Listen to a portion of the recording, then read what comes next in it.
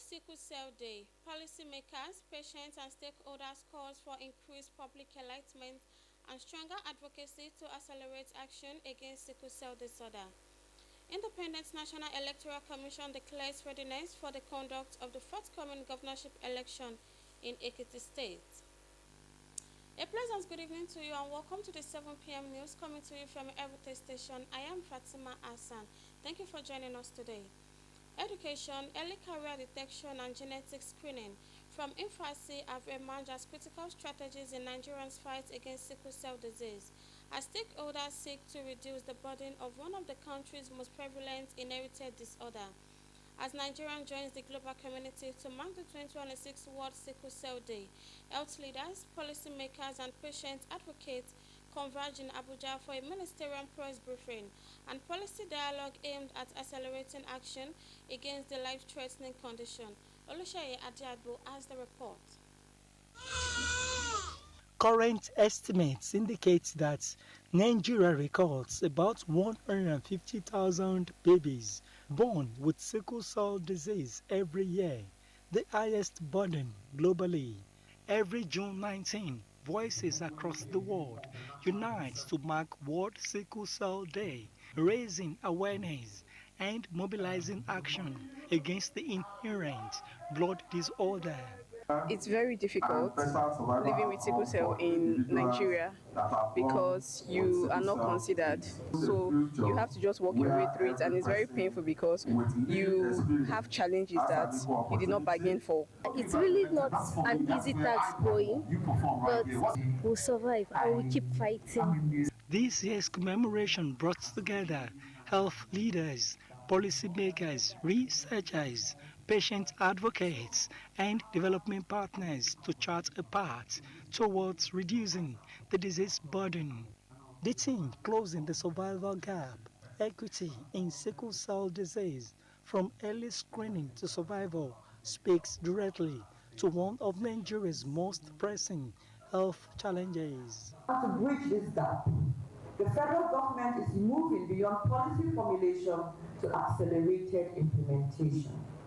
We are also deploying standard operating procedures and desk guides to improve the quality, consistency, and effectiveness of sickle cell services, particularly at the primary healthcare levels.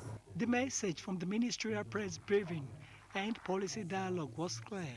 Stronger collaboration among government institutions and the private sector will be critical to improving outcomes and saving the lives of millions affected by sickle cell disease. In Abuja, Oluseyi Adiagbo, Nta News. In the meantime, Ijebu Ode State Hospital has joined its counterparts across the globe to mark the World Sickle Cell Day with a public awareness rally, advocating genotype testing, ending stigmatization and promoting improved care for persons living with sickle cell disorder.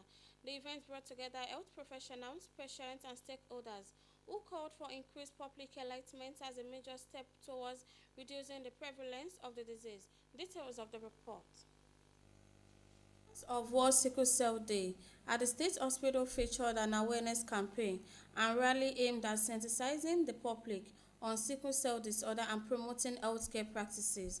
The rally commenced from the antenatal clinic, passed through Olisa and terminated at the hospital, while participants engaged members of the public on the importance of genotype testing before marriage.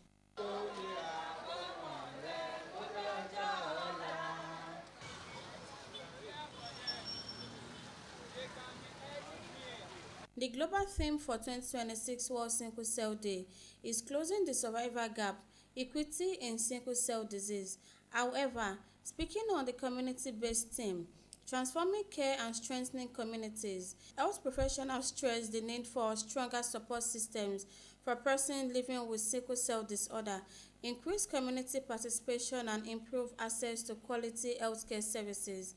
Intending couples were advised to know their genotype status before marriage, while parents and caregivers were urged to provide adequate care and support for affected children.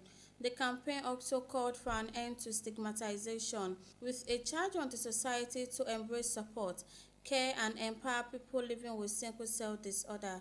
And that is why we are calling out to enlighten the public, to sensitize everybody, to raise our awareness that there is something called genital test. The Chief Medical Director of the hospital, alongside the social worker Isiaq Sulaiman, said transforming care and strengthening communities remains crucial to reducing the burden of sickle cell disorder and improving the quality of life of those affected. They noted that through sustained awareness, early diagnosis, and collective community support, a future with fewer sickle cell-related challenges can be achieved. Also speaking, the president of the Sickle Cell Association and parents of individuals living with the condition called for greater understanding, acceptance, and support for persons living with sickle cell disorder. The earlier we know our genotype, the better we'll be able to prevent other having cases of sickle cell disease amongst us. As we are doing today, we are also advocating for the care, proper care of sickle cell warriors. Let us show them love, support them. We should no longer abandon them. To do their genotype in 5 places, not one, and not one hospital, different hospital and different lab. It is a long story being a warrior, but when you have faith and you have a good parent that never see you that, who are you? I believe you overcome it. To advise the parents to take care of them if you see one of them inside your family. Some people say sickle cell is not a human being, but it's a woman being. You can walk, you can do anything where another person can do. In Ijebu Ode, Fatima Hassan and Sickle Cell celebration, we celebrate your courage, your strength, and your resilience. Now to other stories. With the Ekiti State governorship election as away, the Independent National Electoral Commission and the Nigerian Police Force have declared full readiness, assuring voters that all polling units are set, sensitive materials deployed, and security collaboration with key stakeholders covering transport, logistics, and emergency response firmly in place. They gave the assurance on Good Morning Nigeria. Lydia Sampson has the report. They advised voters requiring urgent assistance during voting to call the emergency line 080-6233-5577. Most of the necessary things have been done. Right now, we have collected the sensitive material, which is the hallmark of the electoral process. We are just waiting to vote tomorrow. What we have done is that we have moved the sensitive materials to the local government, and from where today it will be moved to the activation rack centers, and early tomorrow morning it will be dispatched to the polling units. The police officers that will be provided for security at the polling booths, all the polling booths in Ekiti State, they are also ready, and first thing tomorrow morning we are going to be deploying there. However, civil society organizations are sounding cautionary notes, being the first election to be conducted under the Electoral Act 2026. It's the first election under the new Electoral Act, so it really is going to tell us a lot about what we can expect, what we can prepare for, and course correct.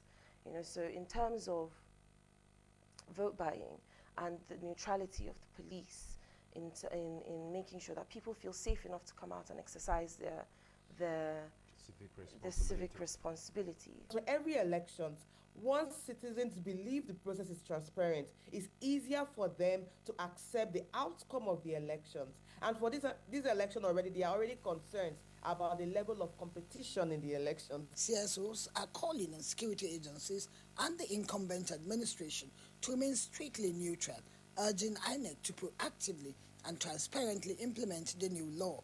Security agencies warn that vote trading and voter intimidation will not be tolerated, cautioning against peddling of unannounced results. Political parties are equally urged to intensify voter mobilization, while citizens are encouraged to educate themselves on proper voting procedures, come out in numbers, and vote wisely to elect leaders they can hold accountable.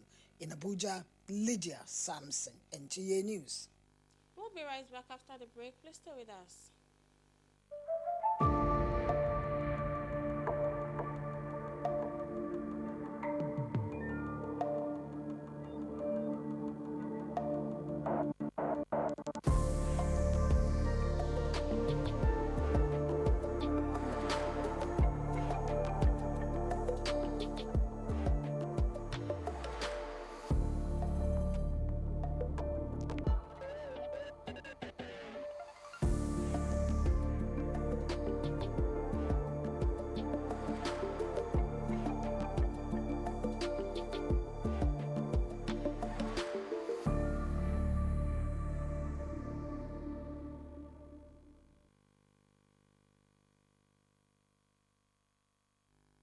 welcome. Thanks for rejoining us.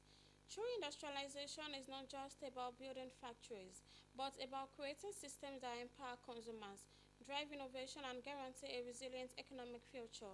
This was the submission of the chairman, Board of Directors, Nigerian Consumer Credit Corporation, Otumba Aderemi Abdubujela, during the handover ceremony of 5th Assembly in Nigerian tricycles to members of the Ijebu Urban Transporters in Ijebu Ode, Ogun State.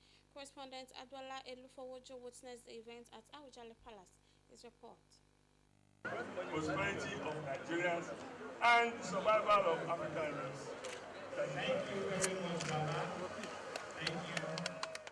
That was the chairman, Board of Directors, Nigerian Consumer Credit Corporation, Credit Corp, Otumba Aderemi Abdul-Bojela, the Ajuwakale Akile Ijebu, surrounded by dignitaries and guests for the official handover ceremony of 50 assembled in Nigerian tricycle to the members of Ijebu Urban Transporters. Otumba Abdul-Bojela dedicated the event to President Bola Tinubu, a visionary leader, champion and advocating consumer credit as a means of driving unprecedented growth and prosperity of a nation. Credit Corp, according to the chairman, Board of Directors, was established in 2024 to cater for Nigerians in need of credit facilities. The critical point from the President's mission, mandate, is that go ahead, create environment that will encourage industries to flow, that will encourage foreign direct investment, both local and from abroad.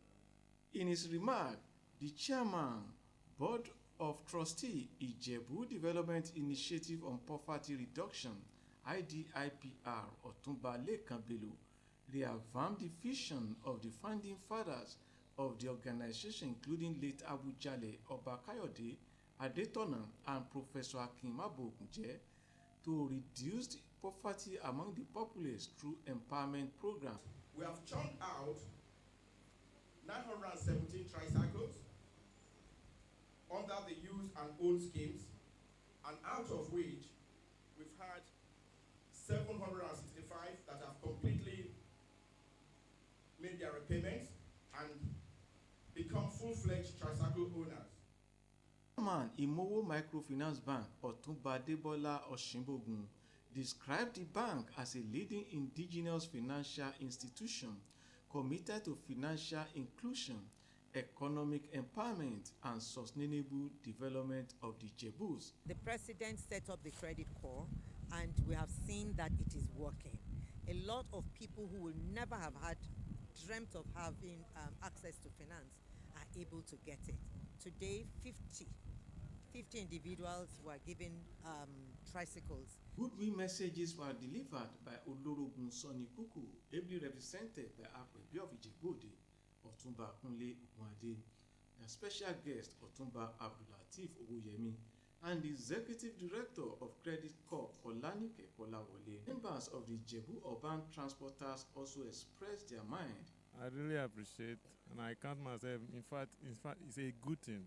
I'm feel happy because I'm a single mother, so I can feed myself and my children. Agbola Elufowoju, NTA News. The federal government says its initiative to produce and distribute fertilizers is designed to empower smallholder farmers, boost their productivity, and advance the nation's food security objectives. In this report, Musa Baba Aliyu takes a look at the renewed Hope Impute Support Program and how the fertilizers are being distributed to the farmers. His report.